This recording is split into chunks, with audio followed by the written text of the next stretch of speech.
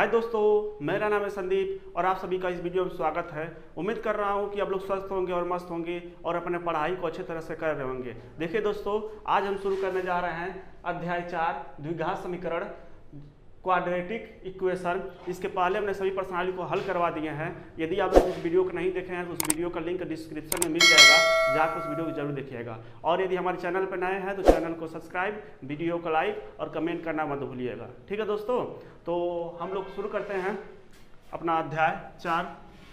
देखिए दोस्तों, शुरू करने से पहले हम समझेंगे कि आखिर द्विघात समीकरण होता क्या है। ठीक है, द्विघात समीकरण क्या है इसके बारे में समझते हैं। ठीक है, तो देखिए दोस्तों, द्विघात, पहले द्विघात का मतलब समझ लेते हैं कि द्विघात क्या है।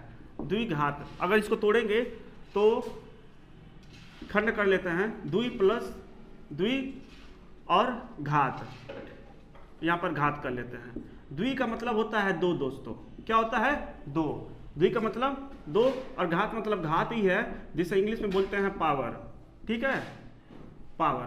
ठीक है, तो द्विघात मतलब जिसके दो घात होते हैं उसे द्विघात कहते हैं। ठीक है, जिसके दो घात, अधिकतम कितने घात हों? दो घात हों, वो द्विघात होगा। जिस चर पे अधिकतम दो घात हैं वो द्विघात होगा। और इसमें समीकरण है, समीकरण। समीकरण का मतलब क्या होगा? जितने भी द्विघात होंगे उसमें बराबर का चिन्ह होना चाहिए। जितने भी द्विघात होगा उसमें क्या होना चाहिए? बराबर का चिन्ह होना चाहिए। तो उसे हम बोलेंगे द्विघात समीकरण। अभी आप लोग को समझ में नहीं आया होगा तो इसको समझने का प्रयास करते हैं। जैसे मतलब आपके पास कोई चर है यक्स, चर है यक्स और इस पर अधिकतम दो घात है, यानी यक्स की पावर 2 है। ठीक है, अब प्लस 3x प्लस 2, तो आप देखेंगे तो इतना ये जो है ये मेरा एक बहुपद हो गया। क्या हो गया? बहुपद। तो x के पावर 2 घात है और x के पावर यहाँ पर कुछ भी नहीं है, तो यहाँ पर 1 घात है। ठीक है, तो अधिकतम जिस चर के अधिकतम 2 घात होते हैं उसे द्विघात कहते हैं। देखिए 1 घात है, 2 घात है, लेकिन अधिकतम कितना है? 2 घात है, तो सबसे बड़े घात को देखा जाता है, तो द्विघात होगा। लेकिन इसमें बराबर का चिन्ह नहीं है, तो बराबर का चिन्ह लगा देते हैं और इसके बराबर कुछ अंक लिख देते हैं। मान लीजिए 0 कर देते हैं, 0 लिख देते हैं। तो अब ये क्या हो गया? द्विघात हो गया और इसमें बराबर का चिन्ह मिल गया, तो ये द्विघात समीकरण हो गया। ठीक है दोस्तों, तो ये द्विघात हो गया और इसमें बराबर का चिन्ह है, तो द्विघात समीकरण, इसी को हम बोलते हैं द्विघात समीकरण। ठीक है, और आप लोग बताइए x प्लस 5 और बराबर हम 0 कर देते हैं, तो क्या ये द्विघात समीकरण है? बता दीजिए आप लोग, द्विघात समीकरण है? तो ये द्विघात समीकरण नहीं है। क्यों दोस्तों, क्यों ये द्विघात समीकरण नहीं है? तो यहाँ पर देखेंगे जो इसमें चर है यक्स, इसके पावर अधिकतम 1 घात है, तो ये द्विघात समीकरण नहीं है। हमने अभी बताया है कि द्विघात समीकरण किसे कहेंगे? जिसके अधिकतम 2 घात हो। कितने घात हो? 2 घात। जैसे यहाँ पर है अधिकतम 2 घात है, 1 भी है 2 भी है, तो इसमें अधिकतम सबसे बड़ा घात 2 है, इसलिए द्विघात समीकरण है, और इसमें अधिकतम घात 1 है, इसलिए द्विघात समीकरण नहीं है। ठीक है, एक और उदाहरण समझते हैं। ये पहला हो गया, ये दूसरा हो गया, और तीसरा समझते हैं। जैसे मतलब मान लीजिए यहाँ पर x की power 3 plus 2x square plus x plus 5 और इसमें बराबर का चिन्ह दे देते हैं 0। जनरली 0 भी रख सकते हैं। मान लीजिए यहाँ पर हम 10 कर दे रहे हैं। ठीक है, तो आप यहाँ पर ध्यान दीजिएगा दोस्तों, इसके पावर 1 घात भी है, द्विघात भी है और 3 घात भी है। ठीक है, क्या इसको हम द्विघात समीकरण बोल सकते हैं? ये मेरा द्विघात समीकरण है। तो ध्यान दीजिए दोस्तों, ये भी मेरा द्विघात समीकरण नहीं है। जिस तरह ये नहीं था उसी तरह ये भी द्विघात समीकरण नहीं है। आप बोलेंगे क्यों? क्योंकि यहाँ पर देखिए 1 घात है, 2 घात है और 3 घात है, तो अधिकतम सबसे बड़ा घात क्या है? 3। तो ये द्विघात न होकर त्रिघात हो गया। क्या हो गया? त्रिघात हो गया। सिंपल सी बात है दोस्तों, जो सबसे बड़ा घात होगा उसी का नाम होगा। ठीक है ना, जो सबसे बड़ा घात होगा उसी का नाम होगा। जैसे आपके परिवार में जो सबसे बुजुर्ग होते हैं, जो सबसे बड़े होते हैं, उन्हीं के परिवार से नाम लेकर बुलाया जाता है कि अरे अब फलाने के घर के हैं, अरे बहुत अच्छे इंसान थे। अब लोग बोलते हैं कि देखते हैं कि नहीं, तो इस तरह का आपका फैमिली का नाम होगा। तो इसमें 1 घात है, 2 घात है और 3 घात है। तो 1, 2, 3 में सबसे बड़ा क्या है? 3। तो 3, तो इसलिए इसका नाम हो जाएगा त्रिघात समीकरण। ठीक है ना, त्रिघात समीकरण। अब यहाँ से ध्यान दीजिए, मान लीजिए अब x स्क्वायर प्लस 5 बराबर 0। अब ध्यान दीजिए, क्या इसको हम द्विघात समीकरण बोल सकते हैं? क्या ये द्विघात समीकरण है? हाँ दोस्तों, द्विघात समीकरण ये है। तो ये द्विघात समीकरण है। क्यों?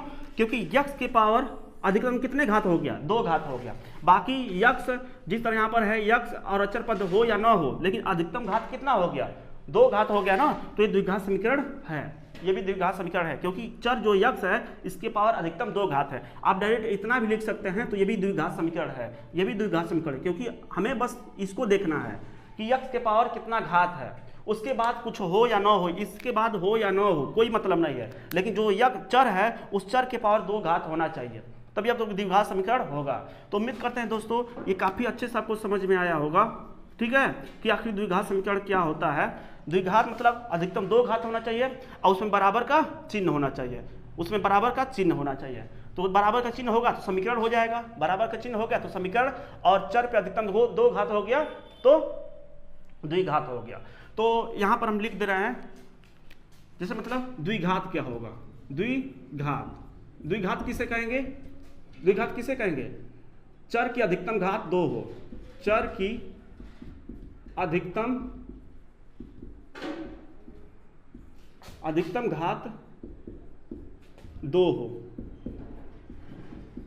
उसे द्विघात कहेंगे। उसे क्या कहेंगे, द्विघात। द्विघात क्या है, चर की अधिकतम घात 2 हो। और समीकरण क्या है, समीकरण क्या है, समीकरण में बराबर का चिन्ह होना चाहिए, बराबर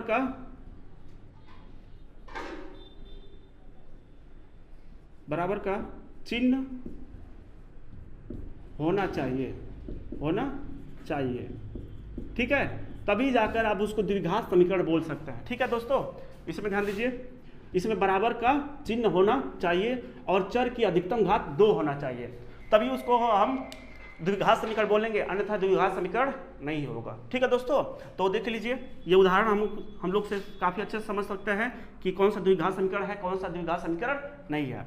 ठीक है, और सबसे बड़ी बात यह है कि आपको प्रश्नावली 4.a में भी 4.a में आपको द्विघात समीकरण का पहचान ही करना है। ठीक है, तो हम लोग ऐसे देखेंगे, चर पे अधिकतम 2 घात होगा और उसमें बराबर का चिन्ह होगा तो द्विघात है, और नहीं सब नियम पालन करेगा तो द्विघात समीकरण नहीं है। बस नहीं और हाँ में जवाब देना है। ठीक है दोस्तों, कितना मजेदार की बात है ना, कितना आसान आपको हाई स्कूल में मिल रहा है। उसके बाद देखिए, अब यहाँ पर कुछ और बातें समझ लेते हैं। अब आप लोग ध्यान देंगे, जो भी द्विघात समीकरण होगा उसमें क्या होगा, यक्स के पावर 2 घात होगा, यक्स के पावर या वाई के पावर जो चर होगा उसके पावर 2 घात होगा, तो उसके पावर 2 घात हो गया। ठीक है, तो मैं इसको यहाँ पर लिख रहा हूँ, यक्स के पावर 2 घात होगा, यक्स के पावर 2 घात हो गया। ठीक है, और उसमें एक और यक्स होगा, एक और यक्स होगा, ठीक है ना, उसमें एक और यक्स होगा। और यहाँ पर ध्यान दीजिए, उसमें या तो प्लस होगा या तो माइनस होगा, या प्लस होगा या माइनस होगा, और उसमें अचर पद भी तो आ सकता है। अचर पद मतलब जैसे यहाँ पर 2 आ गया, 5 आ गया, 5 यहाँ भी आ गया।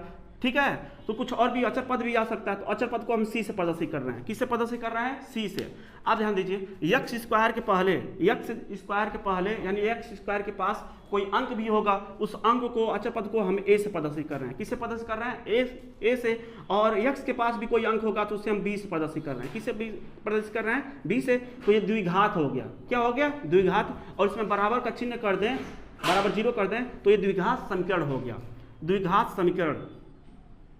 तो यहाँ पर इसको लिख सकते हैं, द्विघात समीकरण। ठीक है, द्विघात समीकरण ये आपके पास हो गया, द्विघात समीकरण का व्यापक रूप हो गया। तो मैं नीचे लिख दे रहा हूं, द्विघात समीकरण का व्यापक रूप, व्यापक मतलब ओरिजिनल रूप इसका जो है वो आपके पास क्या है, ओरिजिनल रूप आपके पास है। इसका ओरिजिनल रूप देखेंगे तो आपके पास ax² plus bx plus c बराबर 0 होगा। ठीक है, तो ये द्विघात समीकरण का व्यापक रूप है। और इसमें जो देखेंगे a का मान 0 नहीं होना चाहिए, a का मान यानी a not equal 0, a not equal 0। आप कहेंगे सर a नॉट इक्वल 0 क्यों नहीं होना चाहिए, यानी a का मान कभी 0 नहीं होना चाहिए, क्यों, क्योंकि ध्यान दीजिए, जैसे मतलब यहाँ पर आपके पास लिखा गया है x² प्लस 5 बराबर 0 है, ये आपके पास द्विघात समीकरण है। ठीक है, अगर मान लीजिए यहाँ पर हम 0 से गुणा कर देते हैं, 0 से गुणा कर दिया, a का मान क्या रख दिया, a का मान देखिए x², इसके बगल में a है तो a का मान हमने क्या रख दिया, 0 रख दिया। तो अब क्या होगा, इन दोनों का गुणा मिलकर क्या हो जाएगा, 0, क्योंकि 0 में किस संख्या से गुणा करते हैं 0 ही प्राप्त होता है, 0 प्लस 5 यानी कितना हो गया, 5। तो अब बताइए यहाँ पर कहीं x² नजर आ रहा है, कहीं यहाँ पर एक्स स्क्वायर है, यानी कि इस एक्स स्क्वायर है ही नहीं, तो किसको आप बोलेंगे द्विघात, किसको बोलेंगे द्विघात, कहीं वो तो द्विघात हैगा ही नहीं, रहेगा ही नहीं। जैसे मतलब यहाँ पर मान लीजिए x square plus 2x plus 6 बराबर 0 है।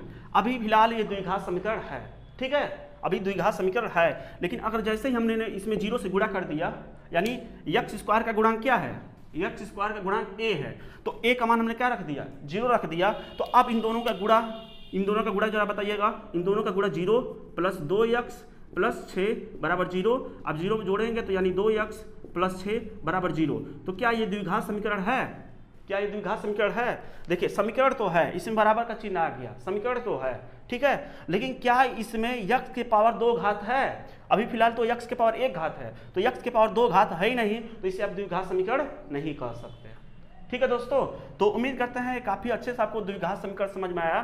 तो द्विघात समीकरण पहचानने का तरीका क्या है, जो उसमें चर होगा उसके अधिकतम घात, यानी अधिक से अधिक 2 घात होना ही चाहिए, न 2 से अधिक होना चाहिए, न 2 से कम होना चाहिए। कम हो सकता है लेकिन 2 घात होगा तभी कम कर सकते हैं, 2 घात भी हो और 2 से कम भी हो, ठीक है, लेकिन 2 से अधिक ना हो और उसमें बराबर का चिन्ह भी हो, तो उसे हम बोलेंगे द्विघात समीकरण। ठीक है दोस्तों, इसमें द्विघात समीकरण बोलेंगे। तो काफी अच्छे से आपको समझ में आया, जो कि हमने लिख दिया, द्विघात मतलब चर के अधिकतम घात 2 हो, और समीकरण मतलब बराबर का चिन्ह होना चाहिए, उसमें बराबर का चिन्ह भी होना चाहिए।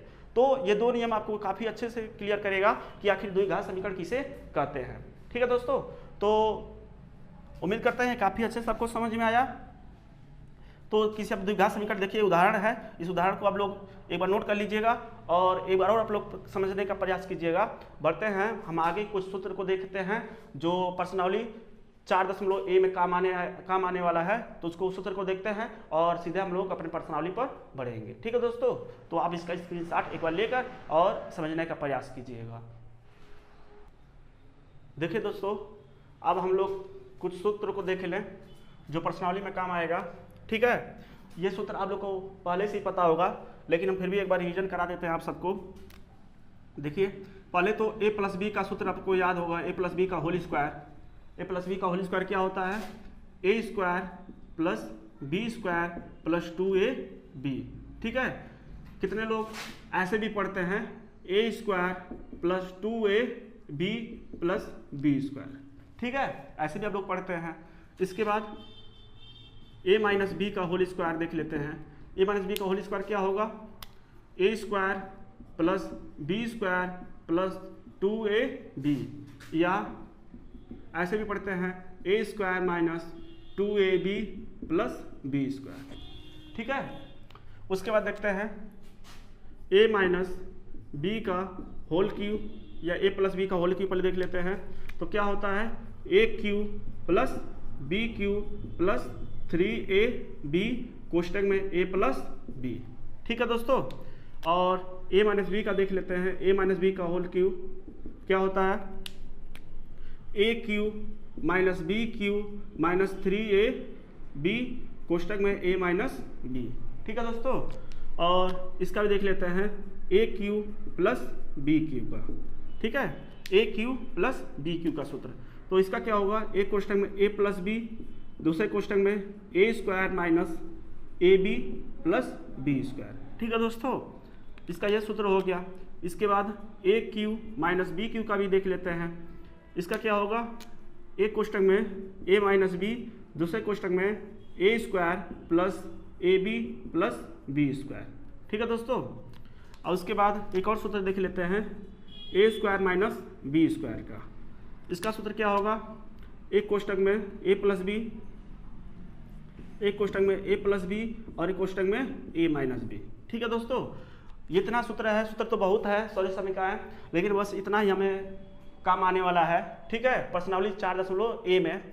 तो देखिए, a प्लस बी का whole square, a square plus B square, देखिए प्लस होगा तो 2 के सामने प्लस होगा, अगर माइनस होगा तो 2 के सामने, देखिए यहाँ पर हमने गलती कर ही दिया, यहाँ पर a माइनस बी का होल स्क्वायर होगा a square plus B square minus 2ab। देखिए यहाँ पर माइनस होगा तो 2 के सामने माइनस होगा, देखिए यहाँ पर 2 के सामने माइनस है, अगर प्लस होगा प्लस बी का होल स्क्वायर तो 2 के सामने प्लस होगा। ठीक है, और a प्लस बी का होल क्यूब, अगर प्लस है तो सब जगह प्लस होगा, अगर माइनस है तो सब जगह माइनस होगा। कन्फ्यूजन यहाँ पर देख लीजिएगा, यहाँ पर इन दोनों सूत्र में, ठीक है, देखिए ये प्लस में है, ये प्लस में है, तो इसका एक क्वेश्चन में ए प्लस बी आया, लेकिन दूसरे क्वेश्चन में ये देखेंगे A square minus A B plus B square, यहाँ माइनस है, ये मत कर दीजिएगा यहाँ प्लस है तो सर पूरे जगह प्लस होगा, नहीं यहाँ पर माइनस का चिन्ह है, ठीक है। और देखिए ये माइनस है तो ये माइनस का है पहले क्वेश्चन में, लेकिन सब जगह प्लस का है, ठीक है। और ये तो आपको पता ही है ए स्क्वायर माइनस बी स्क्वायर का, एक क्वेश्चन में ए प्लस बी, एक क्वेश्चन में ए माइनस बी, ठीक है। तो आप इसको नोट कर लीजिए और बढ़ते हैं प्रश्नावली 4.a पर, ठीक है। देखिए दोस्तों, अब प्रश्नावली 4a है हम सबके पास। प्रश्नावली 4a में क्या है देखते हैं। कह रहा है जांच कीजिए कि क्या निम्न मतलब नीचे जो दिया गया है द्विघात समीकरण है। हमें जांच करना है जो ये सब प्रश्न दिए गए हैं ये द्विघात समीकरण है कि नहीं, ठीक है दोस्तों। तो द्विघात समीकरण पहचानने का तरीका क्या था कि जो चर होगा उस चर की अधिकतम घात 2 होना चाहिए, 2 से अधिक नहीं होना चाहिए, और उसमें बराबर का चिन्ह होना चाहिए, तभी उसको हम बोलेंगे द्विघात समीकरण, अन्यथा द्विघात समीकरण नहीं होगा, ठीक है ना दोस्तों। तो हल करते हैं हम लोग। तो सबसे पहले लिखते हैं हम लोग हल, ठीक है। अब हल लिखने के बाद देखिए यहाँ पर a प्लस बी का होल स्क्वायर लगना चाहिए, क्योंकि यहाँ पर देखिए x प्लस ए का होल स्क्वायर है तो कहीं ना कहीं a प्लस बी का होल स्क्वायर से टूटेगा, ठीक है। और यहाँ अंदर हम गुणा करा देंगे, तो a प्लस बी का होल स्क्वायर क्या होता है a square plus B square plus 2ab। तो उसी तरह इसको भी तोड़ेंगे, देखिए x square plus a, b का मान क्या है 1, तो a square plus B square यानी कि x स्क्वायर प्लस a का स्क्वायर प्लस 2a और b, ठीक है। अब बराबर का चिन्ह है इसमें, तो इसका गुणा भी करा दें हम लोग, गुणा कराएंगे तो इसका कितना होगा 2 गुणे x यानी कि 2x माइनस 2 तिहाई 6, ठीक है दोस्तों। आप देखिए यहाँ से x का स्क्वायर तो ऐसे रहने दीजिए, 1 का कितना भी वर्ग कर लें 1 होगा, प्लस 2 गुणे x गुणे 1 यानी कि 2x, ठीक है, बराबर 2x माइनस 6, ठीक है दोस्तों। अब क्या करना है, सबको एक तरफ लेकर चले आइए, सबको इधर लेकर चले आइए, तो x square plus 1 plus 2x, देखिए ये प्लस में है, बराबर उधर प्लस में इधर क्या हो जाएगा माइनस हो जाएगा, और ये माइनस इधर क्या हो जाएगा प्लस, अब बराबर के बाद क्या बचेगा 0। तो आप देखिए ये प्लस में है और ये माइनस में है, तो ये और ये आपस में क्या हो गया कट गया। तो आप देखिए x स्क्वायर 1 और कहीं अंक है, देखिए यहाँ पर अंक है, तो 1 और 6 कितना हो गया 7, अब बराबर के बाद क्या हो गया 0। तो आप बताइए द्विघात समीकरण है कि नहीं। जो चर है उस चर की अधिकतम घात क्या है 2 है। अब चर की अधिकतम घात 2 मिल गया, बाकी कोई अंक दिया हो या उसके साथ कोई x का गुणांक दिया हो या न दिया हो, लेकिन x के पावर 2 घात मिल गया, इसमें बराबर का चिन्ह मिल गया, तो इसलिए हम इसको कह सकते हैं द्विघात समीकरण है। लिखेंगे यह द्विघात समीकरण है, द्विघात समीकरण है। अब इसी तरह इसको भी हल कर लेते हैं। तो सबसे पहले लिखते हैं हम लोग हल, देखिए क्या कहा है यहाँ पर x स्क्वायर माइनस 2x, जैसे है उसको ऐसे लिख दें क्योंकि ना कोष्टक है, नहीं इसका कहीं गुणा कर पाएंगे, तो x स्क्वायर माइनस 2x। अब देखिए यहाँ पर कोष्टक मिलेगा, 2 कोष्टकों का गुणा करते हैं, देखिए माइनस 2 के सामने माइनस है और 3 के सामने क्या है प्लस है, तो माइनस और प्लस का गुणा क्या होगा माइनस हो गया, होगा कि नहीं। और यहाँ पर कितना हो गया 2 तिहाई 6 हो गया, 2 तिहाई 6। अब इसका देखिए 2 के सामने माइनस है और यहाँ पर माइनस है, तो माइनस माइनस मिलकर क्या हो गया प्लस हो गया, 2 गुणे x यानी कि 2x, ठीक है। अब हम क्या करेंगे, सब जैसे ही गुणा कर देते हैं सबको एक तरफ लेकर आइए, तो x स्क्वायर माइनस 2x, देखिए माइनस में इधर क्या हो गया प्लस हो गया, और ये प्लस में इधर क्या हो गया माइनस हो गया, ठीक है। अब ध्यान दीजिए यहाँ से x स्क्वायर यहाँ पर है और कहीं x स्क्वायर है नहीं, तो जैसे है उसको ऐसा ही लिख दीजिए। देखिए माइनस 2x और माइनस 2x समान चिन्ह मिल गया, समान चिन्ह को जोड़ते हैं, ठीक है, और जो चिन्ह है उसी चिन्ह को उतार देते हैं, ये भी माइनस ये भी माइनस, तो माइनस 2x मिलकर कितना हो गया माइनस 4x। अब माइनस का चिन्ह था इसलिए माइनस को उतार दिया। अब प्लस 6 है और कहीं अंक है नहीं, और इसके बाद देखिए यहाँ पर सबको एक तरफ ले लिए तो यहाँ बराबर 0 बचेगा, ठीक है, यहाँ बराबर 0। तो आप बताइए ये द्विघात समीकरण है। देखिए x के पावर 1 घात भी है और x की पावर 2 घात है, तो अधिकतम कितने घात है 2 घात, और बराबर का चिन्ह है तो इसमें लिखेंगे यह द्विघात समीकरण है, यह द्विघात समीकरण है। ठीक है दोस्तों, बस देखिए कितना आसान है। अब इसी तरह इसको भी हल कर लेते हैं। तो सबसे पहले लिखते हैं हम लोग हल। ठीक है, अब देखिए दो कोष्टक का गुणा मिल गया, तो पहले दो कोष्टक को हम क्या करते हैं, तोड़ते हैं। यक्स का गुणा यक्स में करेंगे तो यक्स स्क्वायर है, ठीक है, और यक्स का गुणा प्लस 1 में करेंगे तो यक्स मिल गया। इसी तरह -2 का गुणा यक्स में करेंगे तो -2x, और -2 का गुणा प्लस 1 में करेंगे तो -2 हो गया। बराबर का चिन्ह है, बराबर का चिन्ह लगा देते हैं। इसी तरह इसका गुणा करते हैं, यक्स का गुणा यक्स में करेंगे तो यक्स स्क्वायर, और इसका इसमें गुणा करेंगे तो +3 यक्स, और इसका इसमें करेंगे तो -यक्स, और इसका इसमें करेंगे तो -3। ठीक है दोस्तों, देखिए दो कोष्टक का गुणा करना तो आप लोग को आता ही होगा, ये तो क्लास 6 से ही शुरू हो जाता है। अब जैसे ही गुणा कर लेते हैं दोस्तों, सबको एक तरफ लेकर आया जाता है। तो यक्स स्क्वायर पहले वाले जैसा है उसको ऐसे उतार दीजिए, ठीक है। तो या इसको जोड़ लेते हैं, यक्स स्क्वायर देखिए 2x और यक्स, ये माइनस में है और ये प्लस में है तो घटेगा, विपरीत चिन्ह है।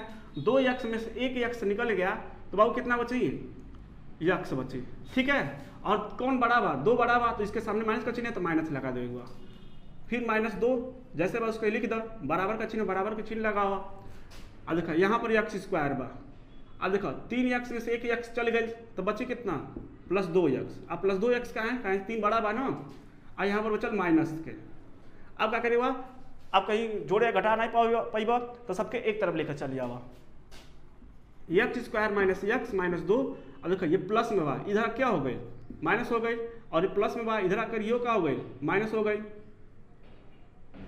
-2x हो गई, और ये माइनस में इधर क्या हो गया, प्लस हो गई, ठीक है।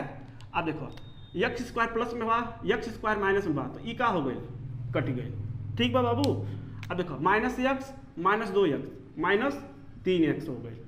अब +3 बा -2 बा, तो 3 में से 2 चल गए तो बची 1, वो भी प्लस के, कहें +3 बा। अब ये बताओ ई का द्विघात समीकरण है, नहीं बाबू, ये द्विघात समीकरण नहीं है। और बराबर का चिन्ह हम भूल गए नहीं, बराबर का चिन्ह कैसे भूल सकते हैं हम लोग, इतनी बड़ी गलती कैसे कर सकते हैं, ठीक है। तो अब बताओ बराबर का चिन्ह बा, समीकरण तो बा, ठीक बा, लेकिन क्या यहाँ पर जो चर बा यक्स के पावर 2 घात बा, वहाँ तो 1 घात बा, ठीक है। तो ये द्विघात समीकरण ना ही है, लिखवा लिख लो, एक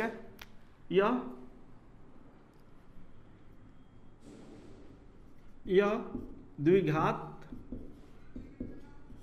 समीकरण नहीं है, नहीं है। अगर रीजन देवे के रहे तब कारण बतावे के रहे कि काहे द्विघात समीकरण नहीं है, तो लिखवा यहाँ पर यक्स के पावर अधिकतम 2 घात नहीं है, या यक्स के पावर 2 घात नहीं है, अतः ये द्विघात समीकरण नहीं है। यहाँ पर रीजन देवे तब लिखवा यक्स के पावर 2 घात है, अतः ये द्विघात समीकरण है। यहाँ पे लिखवा यक्स के पावर अधिकतम 2 घात है, अतः ये द्विघात समीकरण है, ठीक बा दोस्तों। तो उम्मीद करते हैं सवाल प्रश्न संख्या 1, 2 और 3 काफ़ी अच्छे समझ में आए लोग, ठीक बा। तो ऐसे सब प्रश्न के बताएगा, ठीक बा, कौन द्विघात समीकरण बा, कौन द्विघात समीकरण नहीं है, बस ऐसे बताएगा। यक्स के पावर 2 घात बा, बराबर का चिन्ह बा, तो द्विघात समीकरण, अगर नहीं बा तो नहीं बा, ठीक बा। तो नोट करा, बढ़ जाता अगले प्रश्न पर। देखिए दोस्तों, अब प्रश्न संख्या 4, 5, 6, 7, 8 और 9, ठीक है दोस्तों, इन सभी को हल कर लेते हैं। इसमें भी आपको बताना है कि द्विघात समीकरण है कि नहीं, ठीक है दोस्तों। बताने का नियम सेम है, हल कीजिए और हल करने के बाद यक्स के पावर 2 घात बराबर का चिन्ह है तो द्विघात समीकरण है, अन्यथा नहीं है। सबसे पहले लिखेंगे हम लोग हल, ठीक है। देखिए दो कोष्टक का गुणा कराइए यहाँ पर, तो यक्स का गुणा 2x में करेंगे तो 2x स्क्वायर, और यक्स का गुणा 1 में करेंगे तो यक्स, इसका गुणा इसमें करेंगे तो माइनस, और 2 के सामने प्लस है तो प्लस माइनस माइनस 2 तिहाई 6x और -3, ठीक है। अब इसका देखिए 2x स्क्वायर, देखिए 6x में से 1x चला गया तो बचेगा 5x, माइनस कौन सा चिन्ह होगा, अरे चिन्ह किसका होगा, माइनस की प्लस का, तो माइनस का, क्योंकि 6x बड़ा है ना, इसके सामने माइनस का चिन्ह है तो माइनस, अब -3, ठीक है। और इधर देखिए, इधर का गुणा कराएंगे तो x स्क्वायर प्लस 5x। इधर का गुणा कराइए तो x स्क्वायर प्लस 5x। अब सबको एक तरफ ले लीजिए, 2x square minus 5x minus 3, ये प्लस यह क्या हो गया माइनस, और प्लस है तो माइनस, बराबर बात क्या, अरे बराबर 0। देखिए अब यहाँ से 2x स्क्वायर में से एक x स्क्वायर निकल गया तो बचेगा x square, 5x minus 5x मिलकर कितना हो गया माइनस 10x, अब माइनस 3 बराबर 0। अब बताइए ये द्विघात समीकरण है कि नहीं, तो लिखेंगे यह द्विघात समीकरण है, यह द्विघात समीकरण है।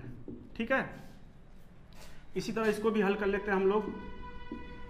हल करिए दोस्तों, तो देखिए इसको जैसे लिखा गया उसको ऐसे उतार देते हैं, तो x square plus 3x plus 1 बराबर, यहाँ पर a माइनस बी का होल स्क्वायर लगेगा, तो a माइनस बी का होल स्क्वायर क्या है, x का स्क्वायर माइनस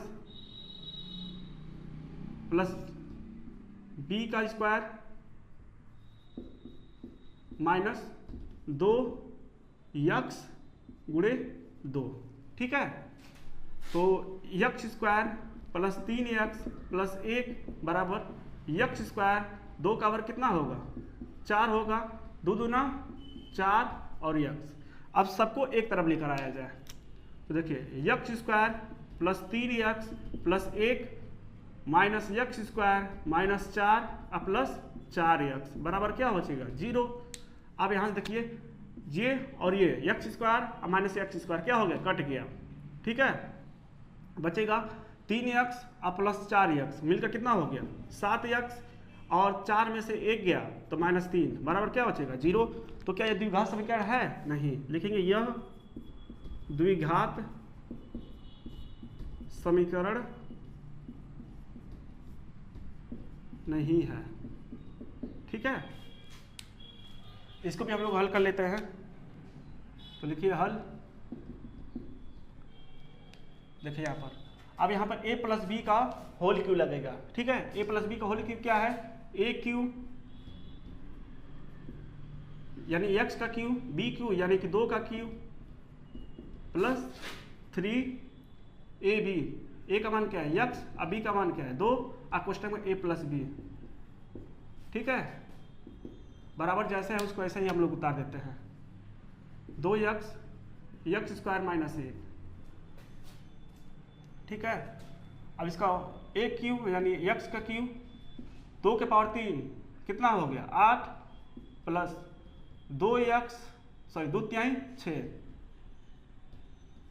6x और x प्लस 2, इसका क्या करेंगे तो कितना हो गया, देखिए 2x स्क्वायर और x मिलकर कितना हो गया x क्यू माइनस 2x।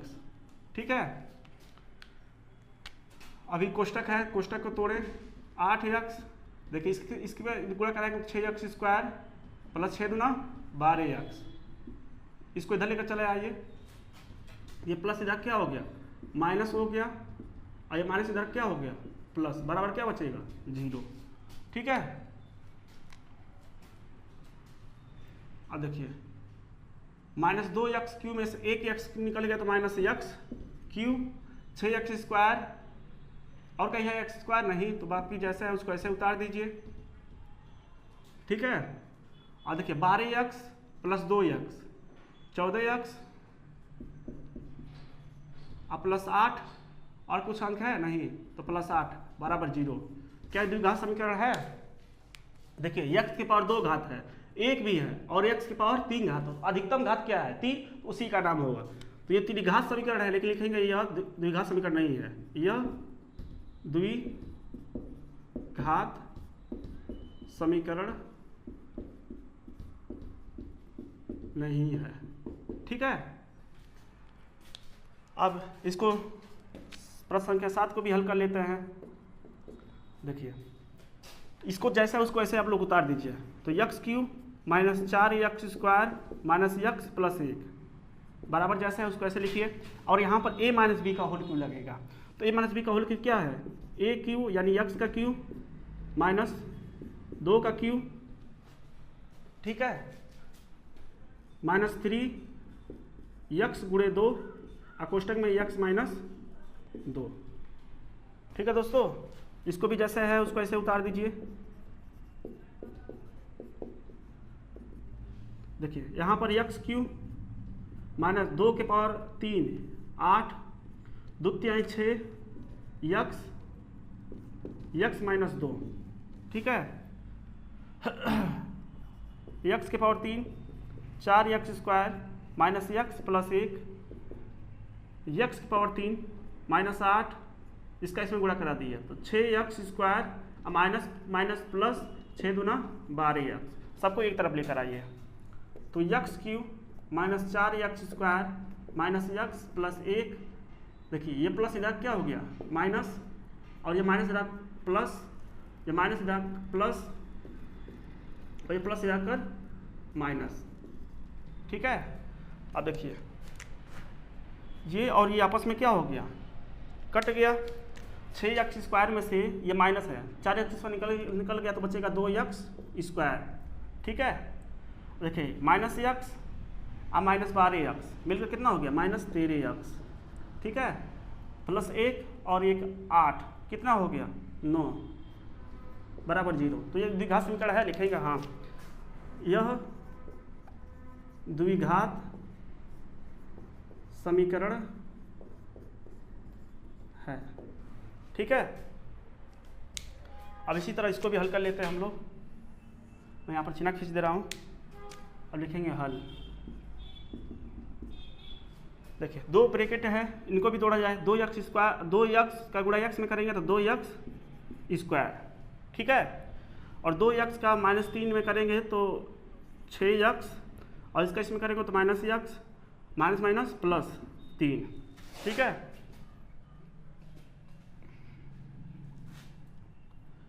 इसका इसमें करेंगे तो कितना आएगा x square minus x plus 5 x minus 5।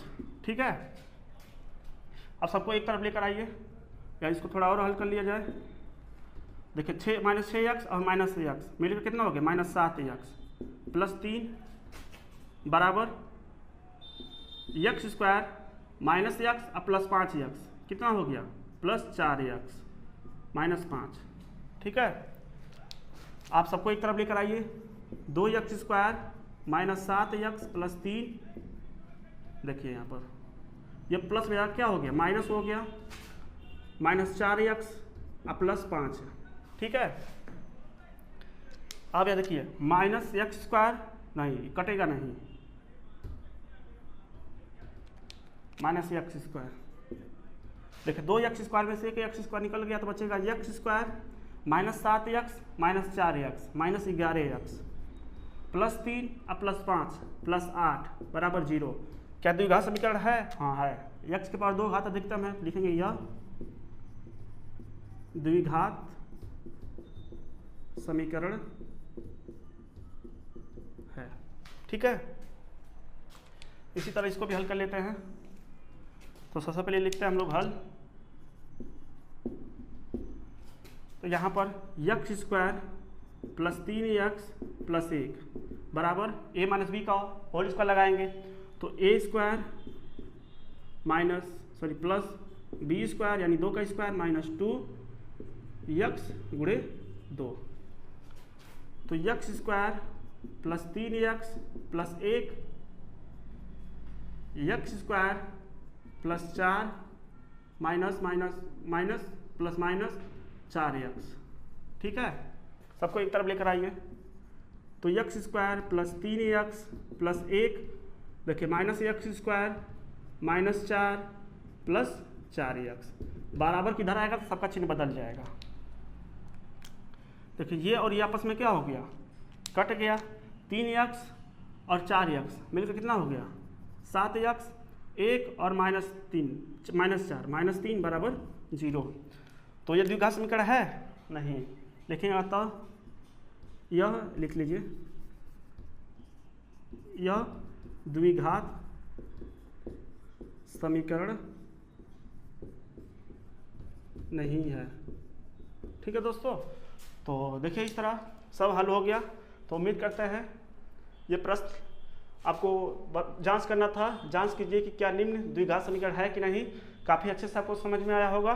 ठीक है दोस्तों, अब बढ़ते हैं अगले प्रश्न पर। देखिए दोस्तों, आप प्रश्न संख्या 10 है, प्रश्न संख्या 10 को भी हम लोग हल कर लेते हैं। क्या कहा है, कारण निम्न स्थितियों को द्विघात समीकरणों के रूप में लिखिए। यानी कि इसका पहले द्विघात समीकरण बनाना है, फिर द्विघात समीकरण बनाकर हमें हल करना है। कहने का मतलब कि देखिए क्या कहा है, दो क्रमागत धनात्मक पूर्णांकों का गुणनफल 306 है। दो क्रमागत धनात्मक पूर्णांकों का योगफल क्या है, 306 है। तो हमें पूर्णांकों को ज्ञात करना है, यानी समीकरण के रूप में पहले कर दिया, लिखना भी है, उसके बाद उसको हल भी करना है। ठीक है, दो काम करना है। देखिए यहाँ पर लिखा है द्विघात समीकरणों के रूप में लिखिए, अब इसको हल करना है, ज्ञात करना है, हल करना है। ठीक है, बात भी कही है। तो पहले हम मान लेते हैं कि आखिर वो धनात्मक पूर्णांक क्या है। तो क्रमागत का मतलब समझ लेते हैं सबसे पहले। क्रमागत क्या होता है, क्रमागत का मतलब होता है क्रम से आने वाला। जैसे मतलब क्रम से आने वाला आपका क्या है, क्रमागत मतलब एक जोड़ते चले जाइए तो उसका अगला क्रम मिलता चला जाएगा। जैसे मतलब मान लीजिए आपके पास 1 है, तो 1 का अगला क्रमागत क्या होगा, 1 में आप 1 जोड़ दीजिए तो कितना हो जाएगा, 2। ठीक है, 2 क्रमागत, अब फिर 2 का क्रमागत क्या होगा, फिर 2 में आप क्या कर दीजिए, 1 जोड़ दीजिए तो कितना हो जाएगा, 3। अब 3 का अगला क्रमागत क्या होगा, फिर 3 में 1 जोड़ दीजिए कितना हो जाएगा, 4। फिर 4 का क्रमागत क्या होगा, अगला 1 जोड़ दीजिए कितना हो गया, 5। फिर 5 का अगला क्रमागत क्या होगा, 1 जोड़ दीजिए कितना हो गया, 6। ऐसे 1 जोड़ते चले जाइए तो अगला क्रमागत संख्या मिलता चला जाता है दोस्तों। ठीक है, तो क्रमागत का मतलब इसमें +1 कर दीजिए, क्या कर दीजिए, +1 कर दीजिए तो आपका क्रमागत मिलता चला जाएगा। ठीक है, तो प्रश्न यही पूछा है कि दो क्रमागत, कितने क्रमागत ज्ञात करना है, 2 क्रमागत धनात्मक पूर्णांक। हमने बताया था पूर्णांक 3 तरह के होते हैं, एक धनात्मक पूर्णांक और एक ऋणात्मक पूर्णांक और बीच में 0 जिसे उदासीन पूर्णांक कहते हैं। ठीक है, का गुणनफल, यानी 2 धनात्मक पूर्णांकों का जो गुणनफल है उनका गुणा कर दें तो 306 आ जाएगा। तो हमें बताना कि आखिर हमें पूर्णांक को ज्ञात करना है, यानी बताना कि आखिर 2 पूर्णांक कौन से हैं। ठीक है दोस्तों, तो पहला अगर मान लेते हैं तो पहले में जैसे ही एक जोड़ देंगे तो दूसरा मिल जाएगा। ठीक है, क्योंकि क्रमागत की बात कर रहा है। तो सबसे पहले लिखते हैं हम लोग हल। माना पहला क्रमागत धनात्मक पूर्णांक x तथा दूसरा क्रमागत धनात्मक पूर्णांक। देखिए पहला आपने x मान लिया, पहला x मान लिया, क्या मान लिया, x। तो x के बाद अगला क्या होगा, y। नहीं बाबू, y नहीं होगा। क्यों नहीं y होगा, क्योंकि अगला आपने x मान लिया तो अगला क्रमागत का मतलब 1 जोड़ दीजिए, तो x में 1 जोड़ दीजिए तो x + 1 होगा। क्या होगा, x + 1। तो दूसरा क्रमागत धनात्मक पूर्णांक x + 1 है। ठीक है दोस्तों, अब क्या कर रहा है कि 2 क्रमागत धनात्मक पूर्णांकों का गुणनफल 306 होना चाहिए। अब 2 क्रमांक धनात्मक पूर्णांक मिल गया, एक x मिल गया और एक x + 1 हो गया। अब इन दोनों का गुणा करने पर कितना आना चाहिए, 306 आना चाहिए। कितना आना चाहिए, 306। तो लिखेंगे प्रश्नानुसार, क्या लिखेंगे, प्रश्नानुसार लिखते हैं जो 2 क्रमांक धनात्मक पूर्णांकों का गुणनफल होगा वह कितना होगा, इन दोनों धनात्मक पूर्णांकों का जो गुणनफल होगा वह 306 के क्या आना चाहिए, बराबर आना चाहिए। 306 के बराबर आना चाहिए। कोष्टक का मतलब यहाँ पर गुणा है।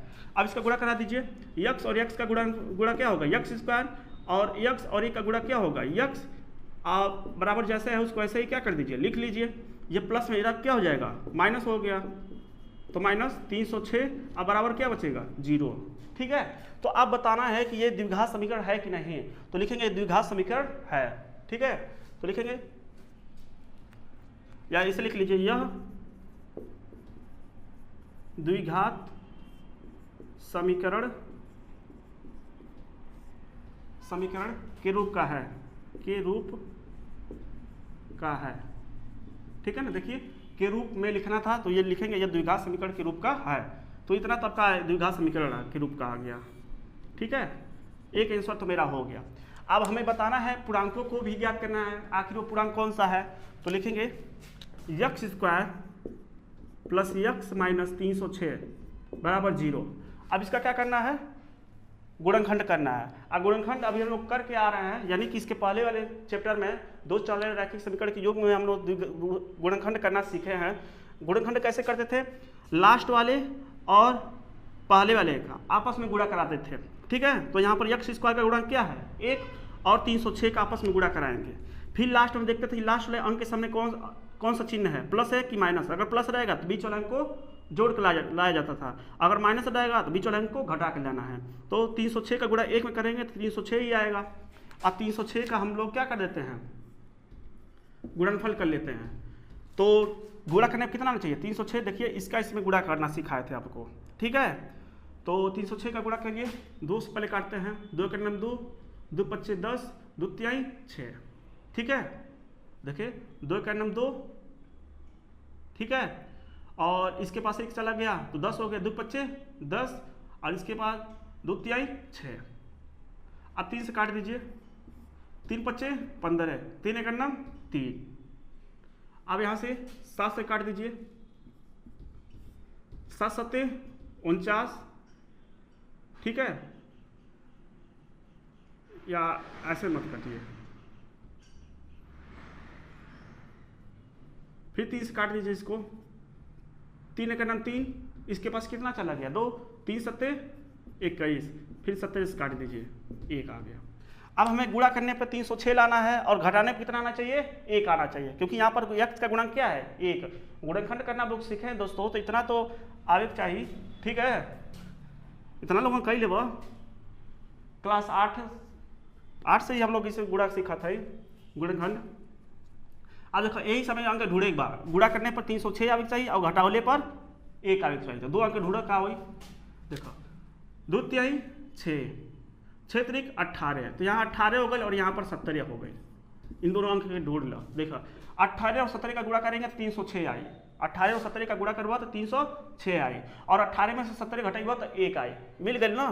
तो एक जस्ट नीचे लिखे तुम लोग के 18 माइनस 70, ऐसे x को बाहर कर दे एक बार, बाकी जैसे बा उसको ऐसे ही उतार दो, ठीक है, उतार दे एक बार।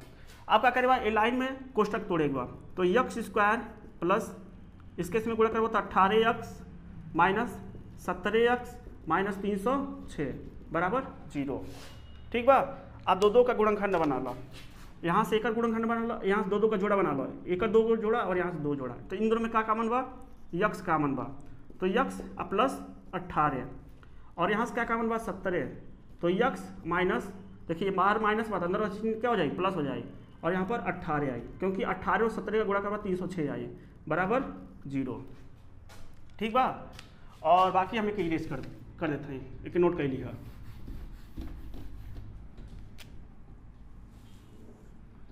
तो यहाँ पर देखा एक और एक कोष्टक में लिखे बा x प्लस 18 और x और माइनस 70 को एक कोष्टक में लिखे बा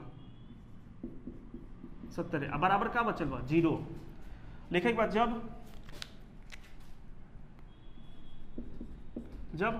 x प्लस 18 बराबर 0 तो x बराबर माइनस 18, ठीक है, और जब x माइनस 70 बराबर 0 तो x बराबर 70।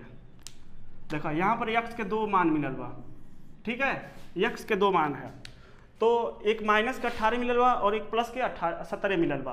तो बताओ यहाँ पर कौन सा हो ये, ठीक है ना, x के बराबर 70 आंसर हो कि x बराबर 18 आंसर हो।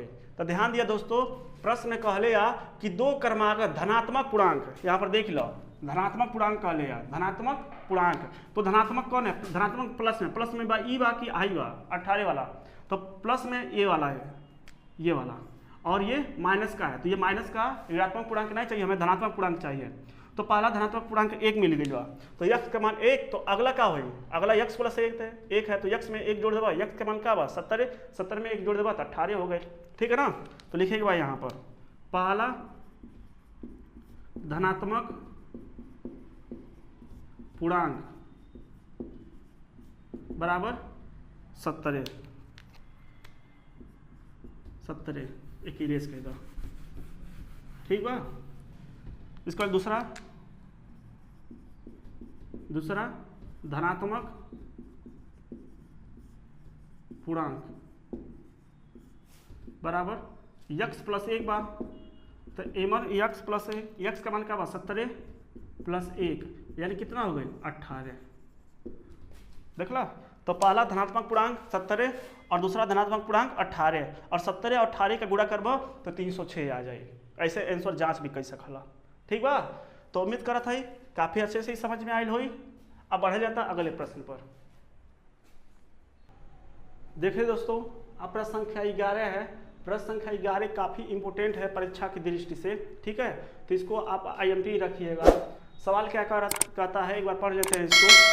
कह रहा है एक रेलगाड़ी 480 किमी की दूरी समान चाल से तय करती है। यदि इसकी चाल 8 किमी प्रति घंटा कम होती तो वह उसी दूरी को तय करने में 3 घंटे अधिक लेती। हमें रेलगाड़ी की चाल ज्ञात करनी है। ठीक है दोस्तों, देखिए दोस्तों क्या है, 480 किमी की दूरी है। ठीक है, अब उसको एक रेलगाड़ी 480 की दूरी तय कर रही है और भी एक समान चाल से। अब कह रहा है वो अपनी चाल को यानी स्पीड को 8 घंटा किलोमीटर प्रति कम कर देती तो उसको जितना समय लग रहा था अब उससे 3 घंटा अधिक लगता। तो हमें रेलगाड़ी की चाल ज्ञात करनी है। आप ऐसे भी समझ सकते हैं, आप स्पीड से जब चलते हैं कहीं भी जाते हैं तो आपको बहुत कम समय लगता है, लेकिन जब धीरे धीरे जाते हैं तो अधिक समय लग जाता है। तो वही कह रहा है जब एक समान चाल से तय करती है और जब अपने स्पीड को कम कर देती है, जब स्पीड को कम कर रही है तो 3 घंटा अधिक लग रहा था, जितना वो पहुंच रही थी उससे 3 घंटा अधिक लग रहा है। तो रेलगाड़ी की हमें चाल ज्ञात करनी है। तो इस टाइप के प्रश्न में हमने बताया था जो पूछा जाता है उसी को मान लेते हैं। रेलगाड़ी की चाल पूछी गई है तो रेलगाड़ी की चाल को हम मान लेंगे। सबसे पहले लिखते हैं हम लोग हल। ठीक है, तो माना रेलगाड़ी की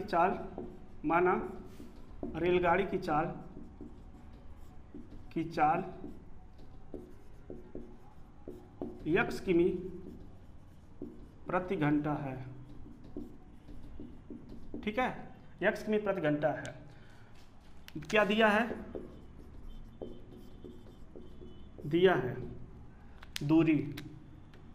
दूरी हम लोग को दिया है। दूरी कितना दिया है 480 किलोमीटर, 480 किमी। ठीक है, अब देखिए दूरी दिया है, चाल हम मान लेते हैं तो अब ये ज्ञात कर लेते हैं कि 480 किलोमीटर की दूरी जब समान चाल से तय करती है तब उसको कितना समय लगता है। तो लिखेंगे 480 किमी दूरी तय करने में लगा समय बराबर क्या होता है दूरी बट्टा चाल।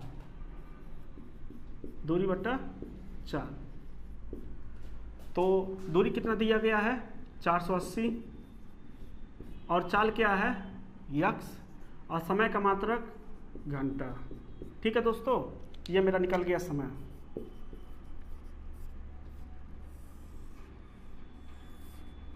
ये है समय मेरा।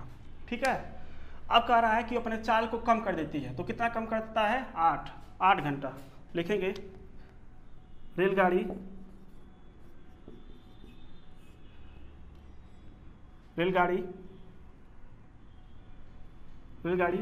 8 किमी प्रति घंटा चाल कम करने पर 8 किमी प्रति घंटा चाल कम करने पर क्या होगा यक्स माइनस 8 किमी प्रति घंटा। ठीक है दोस्तों, या मैं इसको यहाँ लिख दे रहा हूँ, कम करने पर क्या होगा यक्स माइनस 8 किमी प्रति घंटा। ठीक है, कर रहा है रेलगाड़ी 8 किमी प्रति घंटा चाल कम करने पर क्या होगा बराबर, पहले उसका चाल क्या था, पहले उसका चाल था यक्स, अब 8 घंटा कम कर दिया तो कम मतलब माइनस कर देते हैं चाल में से, तब उसको लगा समय, तब रेलगाड़ी को लगा समय बराबर क्या होता है दूरी बट्टा चाल। ठीक है, दूरी क्या है दूरी तो 480 ही है।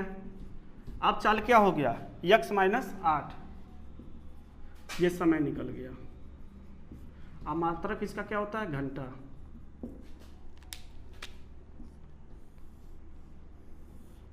ठीक है, अब ध्यान दीजिए हमने क्या किया, देखिए हमने ये निकाला कि जब 480 किलोमीटर एक समान चाल से तय करती है तब उसको कितना समय लगा, और जब अपने स्पीड को कम कर लेती है तब उसको कितना समय लगेगा, और इन दोनों समय का अंतर कितना रखेंगे, 3 घंटा रखेंगे। तो देखिए जब एक समान चाल से तय करती है तो उसको कितना समय लग रहा है, 480 बटा x घंटा।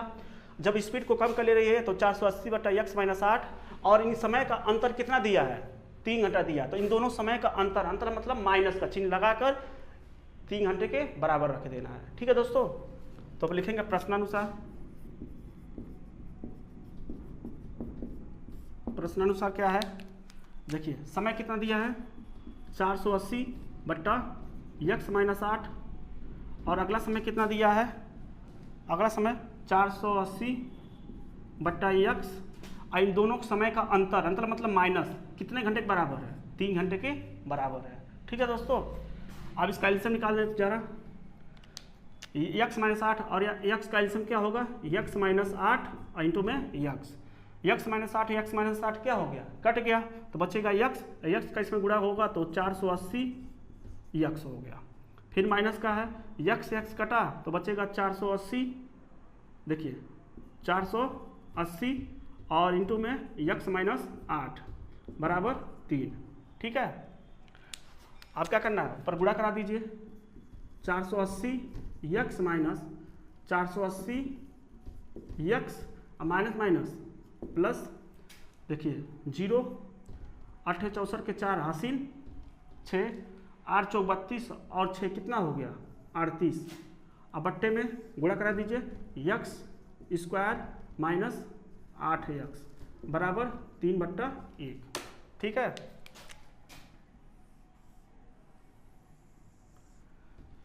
ध्यान दीजिएगा दोस्तों। अब इसका तिर्यक गुणा करा देते हैं। अब यहाँ से देखिए ये प्लस में और ये माइनस में क्या हो गया, कट गया, बचेगा 38 40 बट्टे में x स्क्वायर माइनस 8x बराबर 3/1। तिर्यक गुणा करा दीजिए, इसका इसमें गुणा करेंगे तो 3, x स्क्वायर माइनस 8x अब बराबर इसका इसमें गुणा करेंगे तो 38 40। अब देखिए इसको 3 को मैं उधर भेज दे रहा हूँ, x स्क्वायर माइनस 8x बराबर 38 40 बट्टे में 3, काट देते हैं इसको, देखिए 3 का नाम 3, अब इसके कितना हो जाएगा, 3 दूना 6, इसके पास कितना चला गया 24, 3 8 24, तो x स्क्वायर माइनस 8x बराबर 1280। ठीक है, देखिए 3 से काटे, 3 का नाम 3, अब इसके पास 3 दूना 6, इसके पास 2 चला गया, 3 8 24 0। अब यहाँ से सबको एक पास ले लीजिए, माइनस 1280 बराबर 0। अब देखिए ये द्विघात समीकरण है कि नहीं, लिखेंगे यह द्विघात समीकरण के रूप का है, द्विघात समीकरण के रूप का हो गया। अब इसको चाल भी तो बतानी है, चाल कितना है, तो इसका गुणनखंड कर देते हैं।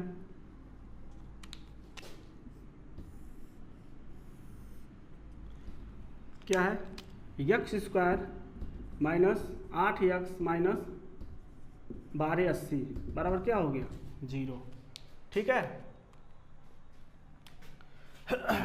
देखिए लास्ट वाला अंक क्या है 1280, आज इसका एक x स्क्वायर के गुणांक में गुणा कराएंगे तो 1280 ही मिलेगा।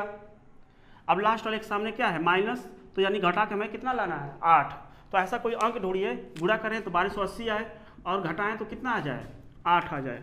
तो आपको जो संख्या नहीं मिलती है तो जिसको गुणा करने के बाद आया उसी का गुणनखंड कर दीजिए, वहाँ पर आपको मिल जाएगा।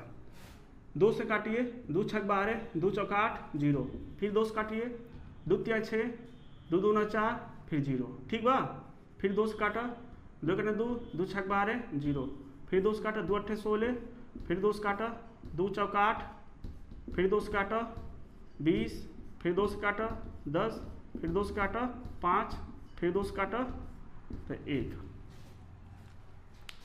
अब देखो यहीं से अंक ढूंढे एक बार, ठीक बा। तो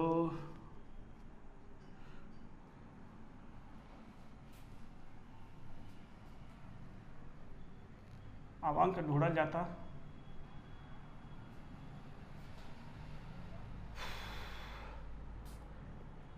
ढूंढा जा ढूंढा, देखा देख लो ना कहीं गलती और नहीं भइल बा कहीं। देखा यहाँ गुणा करे बाद 0, 8 8 64 के 4 और 8 चौक 32, अब 32 6 38, ठीक है। बट्टे में जैसे बा उसको ऐसे लिख दिया, इसका गुणा इसमें, इसका गुणा इसमें करेला, तो 3 एक गुणा में बात एक बट्टे में भेज दे रहा, 3 एक नाम 3, 3 दूना 6, 3 8 24, ठीक बा। 0 अब गुणनखंड बना ला कर, देखो 2 दूना 4, 4 दूना 8, ठीक बा। 2 दूना 4, 4 दूना 8, 8 दूना 16, 16 दूना 32, 32 गुणनखंड कराए कर। गुणनखंड कैसे मिलेगा इसका, दिमाग लगाइए आप लोग। गुणनखंड गुणनखंड गुणनखंड, ठीक है। देखिए 2 दूना 4, सॉरी 5 दूना 10, ठीक है। 10 दूना 20, 20 दूना 40, 2 दूना 4, 4 दूना 8, 8 दूना 16, 16 दूना 32, ठीक है। तो देखिए 40 और 32, ठीक है, मिल तो गया, ठीक है, 40 32 मिल गया। तो यहाँ पर रखना है आपको 40 माइनस 32, बाहर x, बाकी जैसे है उसको ऐसे ही क्या करेगा, उतार देगा। फिर x स्क्वायर गुणा कराओ, minus 40x minus minus plus 32x और माइनस 1280 बराबर 0। आप इसमें कामन ले लो, इन दोनों में कामन का बा x, तो x माइनस 40 आप प्लस 32, यहाँ से कामन हुआ 32, तो x माइनस 40, ठीक है। कहाँ से 1280 में 32 से भाग देगा तो इतना आई, बराबर क्या हो चल 0। अब इसके x माइनस 40 एक कोष्टक में और x प्लस 32 एक कोष्टक में, ठीक बा। और एक हम इरेज कर देते हैं।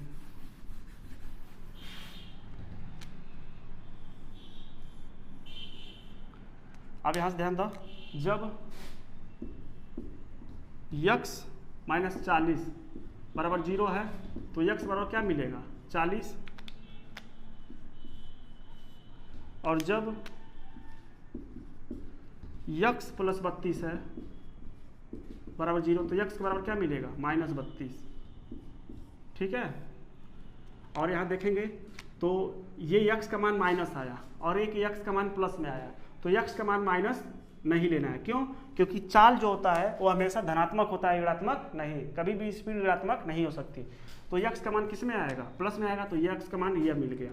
तो चाल कितना मिलेगा, चाल कितना है 8 किमी प्रति घंटा, ठीक है।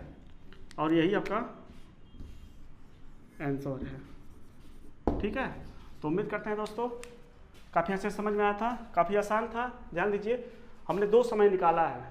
एक रेलगाड़ी जब समान चाल से तय करती तब उसको लगा समय 480/x, और जब वो अपनी स्पीड को कम कर ले रही है तब लगा समय 480/x माइनस r। अब इन दोनों समय का अंतर कितने घंटे दिया है, 3 घंटा दिया है, तो इन दोनों समय का अंतर 3 घंटे के बराबर कर दिया। बाकी हल किया, गुणनखंड आया, गुणनखंड को हल किया तो चाल निकल गया, ठीक है दोस्तों। तो उम्मीद करते हैं काफ़ी अच्छे सबको समझ में आया। बढ़ते हैं अगले प्रश्न पर। देखिए दोस्तों अब प्रश्न संख्या 12 है। प्रश्न संख्या 12 को भी हम लोग हल कर लेते हैं। देखिए क्या कहा है, कह रहा है एक आयताकार भूखंड का क्षेत्रफल, एक आयताकार भूखंड का क्षेत्रफल 528 वर्ग मीटर है, ठीक है।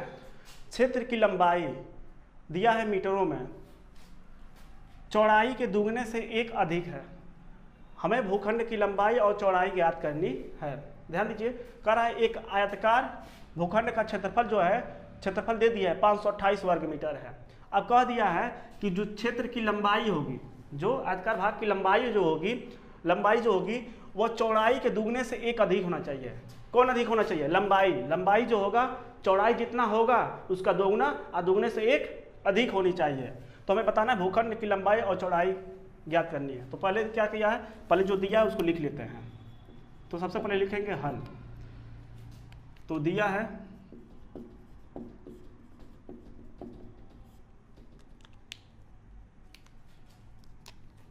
भूखंड का क्षेत्रफल, भूखंड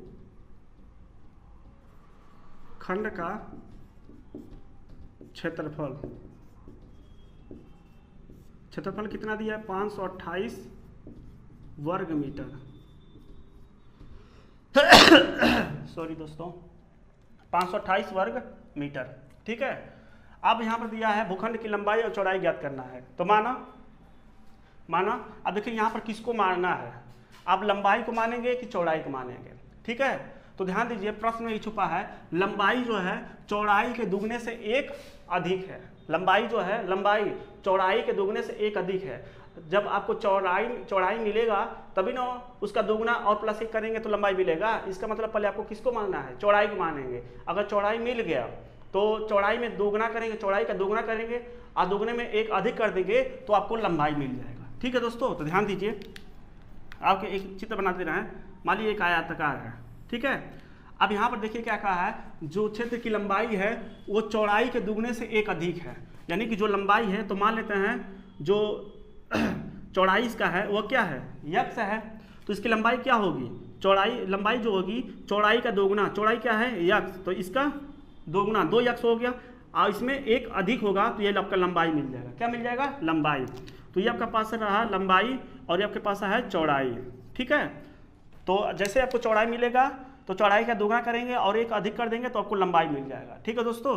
तो मान लेते हैं, माना आयताकार भूखंड की चौड़ाई यक्स मीटर तथा लंबाई बराबर क्या होगा? चौड़ाई का दोगुना। चौड़ाई का क्या है? दोगुना और दोगुने से एक अधिक, यानी कि 2 चौड़ाई क्या है? यक्स और प्लस 1 मीटर। ये आपका लंबाई मिल गया। ठीक है दोस्तों, ये आपका लंबाई मिला। अब क्या करना है? आप कह दिया है कि इसका भूखंड का क्षेत्रफल 528 वर्ग मीटर है। ठीक है। तो क्षेत्रफल बराबर क्या होता है? क्षेत्रफल बराबर होता है लंबाई गुणे चौड़ाई। तो दिया है क्षेत्रफल, तो क्षेत्रफल पहले लिखेंगे प्रश्नानुसार। लिख लेते हैं प्रश्नानुसार। ठीक है। प्रश्नानुसार क्या है? अब देखिए, क्या है? भूखंड का क्षेत्रफल 528 वर्ग मीटर है। लिखेंगे भूखंड का क्षेत्रफल 528 वर्ग मीटर दिया है। ठीक है। क्षेत्रफल क्या होता है? लंबाई गुणे चौड़ाई। ठीक है। लंबाई गुणे चौड़ाई। लंबाई कितना दिया है दोस्तों? 2 यक्स प्लस 1। लंबाई दिया है 2 यक्स प्लस 1 और चौड़ाई कितना दिया है? चौड़ाई आपके पास यक्स दिया है बराबर 528। ठीक है। अब इसमें गुणा करा दीजिए।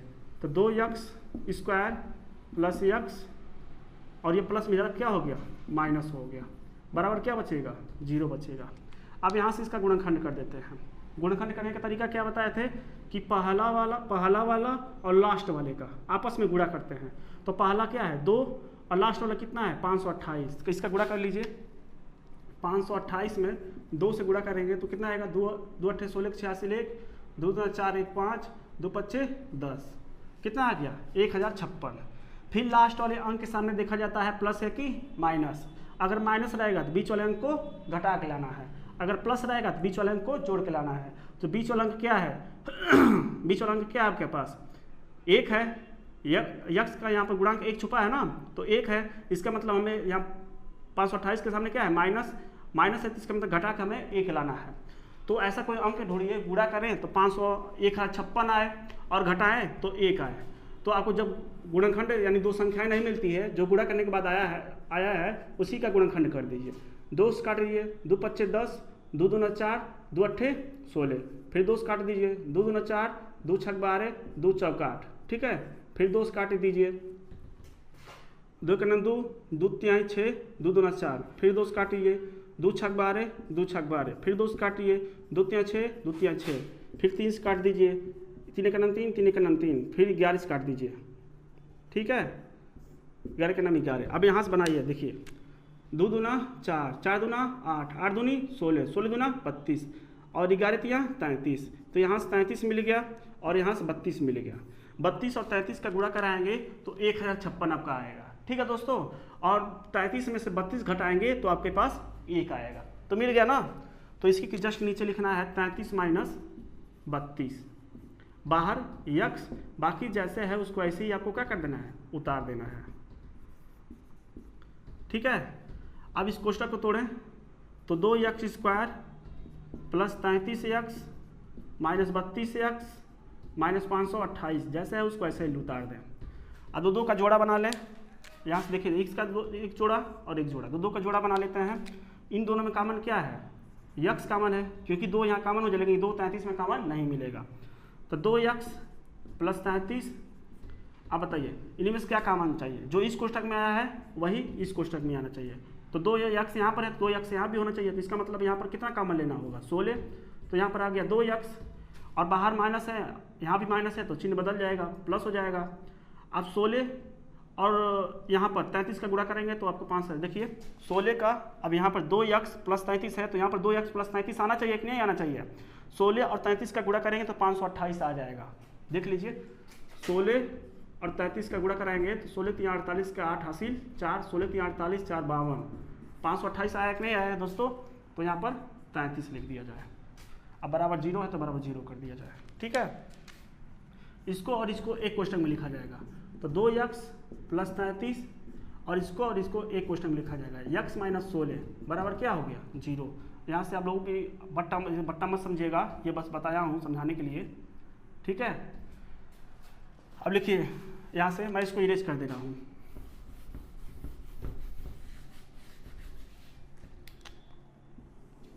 अब यहाँ से देखिए जब 2x प्लस 33 बराबर क्या है, 0, तो 2x बराबर माइनस 33, तो x बराबर माइनस 33 बट्टा 2, ठीक है। एक x का मान यहाँ पर आया। और जब क्या दिया है, x माइनस 16 बराबर 0 है, तो x का मान कितना आएगा, 16 आएगा। और ये आपका ये मिल गया। तो यहाँ से लिखेंगे, यहाँ से x का मान तो आ गया। अब यहाँ से x का मान 16 होगा कि माइनस 33 बटा 2 होगा। ध्यान दीजिए दोस्तों, ये मान नहीं होगा। आप पूछेंगे क्यों नहीं होगा, तो देखिए लंबाई हुआ चाहे चौड़ाई हुआ, वो कभी ऋणात्मक नहीं होता है। लंबाई चौड़ाई कभी ऋणात्मक नहीं होती है।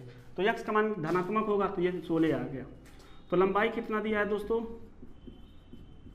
लंबाई कितना दिया है, लंबाई देखिए 2x प्लस 1, यही लंबाई है ना। तो 2x प्लस 1, 2 रहने दिया जाए। x का मान क्या है, 16 प्लस 1, देखिए 16 दूना 32 अब प्लस 1 यानी कितना हो गया, 33 मीटर, ठीक है। चौड़ाई क्या दिया है, चौड़ाई क्या दिया है, तो यहाँ पर x दिया है। तो x का मान क्या है, 16 मीटर, और यही आपका क्या हो गया, आंसर हो गया। तो उम्मीद करते हैं दोस्तों काफ़ी अच्छे से समझ में आया होगा। बढ़ते हैं अगले प्रश्न पर। देखिए दोस्तों, अब प्रश्न संख्या 13 है। प्रश्न संख्या 13 को भी हम लोग हल कर लेते हैं, ठीक है। देखिए क्या कह रहा है, रोहन की माँ उससे 26 वर्ष बड़ी है, ठीक है। उनकी आयु वर्षों में का गुणनफल अब से 3 वर्ष पश्चात 360 हो जाएगा। हमें रोहन की वर्तमान आयु ज्ञात करनी है, ठीक है दोस्तों। देखिए एक रोहन है और रोहन की माँ है। रोहन की माँ की जो आयु है वो रोहन से 26 वर्ष बड़ी है। ठीक है, अब कह रहा है कि 3 वर्ष बाद उनकी आयु का गुणनफल 360 हो जाएगा, तो हमें रोहन की वर्तमान आयु ज्ञात करनी है। तो इस टाइप के प्रश्न में दोस्तों जो पूछता है उसी को हम क्या करते हैं, मान लेते हैं। मान लेते हैं कि रोहन की आयु क्या है, x वर्ष है। माना रोहन की वर्तमान आयु x वर्ष है, x वर्ष है। अब रोहन की माँ की आयु क्या हो जाएगी, रोहन की माँ की आयु जो होगा, रोहन की माँ की आयु जो होगा, रोहन की आयु से क्या होगा, 26 वर्ष बड़ी है। रोहन की आयु आप प्लस इसमें क्या करेंगे, 26 इसमें जोड़ देंगे। 26 इसमें क्या कर देना है, जोड़ देना है, क्योंकि रोहन की माँ जो है रोहन से 26 वर्ष बड़ी है, तो रोहन की आयु क्या है, x वर्ष। अब प्लस क्या हो गया, 26, तो x प्लस 26 वर्ष हो गया। ठीक है, अब कह रहा है 3 वर्ष बाद उनकी आयु का गुणनफल 360 हो जाएगा, तो लिखेंगे 3 वर्ष बाद रोहन की आयु क्या हो जाएगी, रोहन की आयु बराबर, देखिए अगर आपसे कोई कहे आपकी वर्तमान आयु 10 वर्ष है, तो 3 वर्ष बाद आपकी आयु क्या हो जाएगी, 13 वर्ष हो जाएगी, क्योंकि वर्तमान आयु जितना है 10 में क्या करेंगे, 3 जोड़ देंगे। उसी तरह वर्तमान आयु रोहन की क्या है, x वर्ष है, तो उसमें 3 जोड़ देना है, तो x प्लस 3 वर्ष हो गया। ठीक है दोस्तों, अब रोहन की माँ की भी आयु बढ़ेगी कि नहीं बढ़ेगी, जब रोहन की आयु बढ़ा है तो रोहन की माँ की आयु भी बढ़ेगी, तो माँ की आयु क्या हो जाएगा, x प्लस 26 तो पहले से था, और इसमें 3 वर्ष बाद 3 जोड़ देना है, तो क्या हो गया, x प्लस 29 वर्ष। ठीक है, x प्लस 29 वर्ष। अब प्रश्नानुसार कहा है कि जब 3 वर्ष बाद आयु आएगी तो उन दोनों का गुणा करके कितना प्राप्त करना है, 26 करना है। ठीक है, 360 करना है, तो x प्लस 3 और x प्लस 29 बराबर कितना हो गया, 360 ही आ गया। ठीक है, अब कह रहा है इनके दोनों का गुणनफल 360 के बराबर कर दिया। अब इन दोनों का गुणा कराइए, तो x square plus 29x plus 3x plus गुणा करिए, 29 या 87 बराबर 360 आ गया। आप देखिए x स्क्वायर प्लस 29 और 3 कितना हो गया, 32x प्लस 87 बराबर 360 आ गया। ठीक है दोस्तों, अब इसको इधर ले आइए, तो x square plus 32x plus 87, ये प्लस में इधर क्या हो गया, माइनस हो गया, बराबर 0। x स्क्वायर प्लस 32x, अब घटाएंगे तो कितना आएगा, देखिए 360 में से 87 घटा दीजिए तो कितना आएगा, 10 में 7 गया 3, 15 में से 8 गया 7, और यहाँ बचेगा 2, 273 आएगा, माइनस 273 बराबर क्या हो गया, 0। अब इसका हम क्या करते हैं, गुणनखंड करते हैं। गुणनखंड कैसे किया जाता है, पहले वाले का और लास्ट वाले का आपस में क्या कराते हैं, गुणा कराते हैं। तो 273 है दोस्तों, 70 नहीं है। ठीक है, 273 का x स्क्वायर के गुणांक से गुणा कराएंगे तो 273 ही आएगा, क्योंकि यहाँ पर 1 है, लास्ट वाले चिन्ह के सामने देखा जाता है माइनस है कि प्लस। अगर माइनस रहेगा तो 32x को घटा के लाना है, अगर प्लस रहता है तो 32x को जोड़ के लाना है, आज तब जोड़ के लाना होता। अब क्या करिए, आपको 2 अंक ढूंढना है कि गुणा करें तो 273 आए और घटाएं तो 32x आए। तो जब नहीं मिलता है 273 का गुणनखंड कर देते हैं, 30 काटिए 3 और 27, 3 का 3, फिर 7 से काटिए 13 7 91, फिर 13 से। ठीक है दोस्तों, देखिए 13 दिया 39 और 7, देखिए 39 में से 7 घटाएंगे तो 32 आएगा। ठीक है, और 39 और 7 का गुणा करेंगे तो 273 आ जाएगा। ठीक है दोस्तों, उम्मीद करते हैं आप लोग ये समझे होंगे। अब इसकी जस्ट नीचे लिख देना है 39 माइनस 7x, अब x को बाहर, बाकी जैसे है उसको ऐसे ही उतार देना है। ठीक है, तो x square plus 39x minus 7x minus 273 बराबर क्या बचेगा, 0। अब दोनों का जोड़ा बना लीजिए, इसका जोड़ा और इसका जोड़ा बना लीजिए। अब दोनों में कॉमन क्या है, x प्लस 39 माइनस 7x। अब इनमें कॉमन क्या है, देखिए बाहर माइनस है तो अंदर वाला चिन्ह प्लस हो जाएगा, यहाँ पर आएगा 39। ठीक है, क्योंकि यहाँ पर x प्लस 39 है तो यहाँ प्लस x प्लस 39 ही होगा। अब इन दोनों को एक क्वेश्चन में लिखिए, x प्लस 39 एक क्वेश्चन में और x माइनस 7 एक क्वेश्चन में, ठीक है, बराबर 0। जब यहां से जब देख लीजिए, जब x प्लस 39 बराबर 0 है तो x बराबर माइनस 39, ठीक है दोस्तों।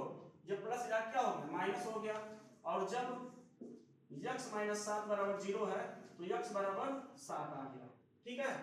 अब देखिए x का कोई एक मान होगा, x का मान माइनस 39 और x का मान 7 आया है, तो x का मान माइनस 39 नहीं होगा, क्यों? क्योंकि i कभी माइनस में नहीं होती है, तो i क्या हो जाएगा, x का मान कितना है 7, ये इसका वर्तमान i हो जाएगा, ठीक है। तो इरेज कर देते हैं और लिखते हैं रोहन की वर्तमान i, रोहन की वर्तमान i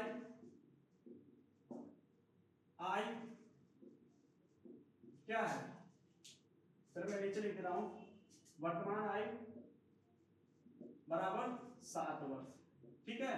यही हमने आई पूछा था, तो रोहन की वर्तमान आयु क्या है 7 वर्ष है। अगर मां की आयु निकालना है तो वर्तमान आयु 7 वर्ष में क्या करेंगे, 26 जोड़ दीजिए, x का मान 7 और 7 जोड़ देंगे तो रोहन की मां की आयु निकल जाएगा, ठीक है दोस्तों। तो उम्मीद करते हैं काफी अच्छे से समझ में आया है। अब देखिए आज के लिए बस इतना ही दोस्तों, मिलते हैं अगले प्रश्न में अगले प्रश्नावली के साथ। जय हिंद दोस्तों।